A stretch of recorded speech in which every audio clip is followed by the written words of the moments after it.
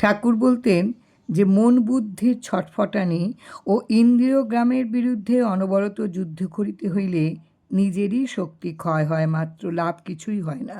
সুতরাং সেরূপ কোনো চেষ্টা না করিয়া নিজের ইষ্টকর্মে যথাসম্ভব লিপ্ত হইয়া থাকার চেষ্টাই প্রকৃত পথ।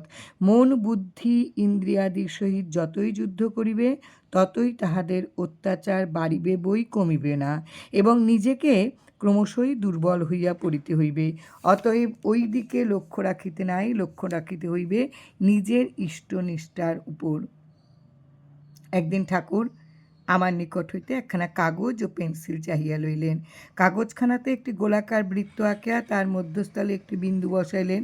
পরে কাগজখানা আমার সম্মুখে ধরিয়া বললেন, এই যে বৃত্তটি দেখতেছেন, ইহাই হইল সীমাবদ্ধ মন, বুদ্ধি ইন্দ্রিয়াদির অধিকারের পরিধি।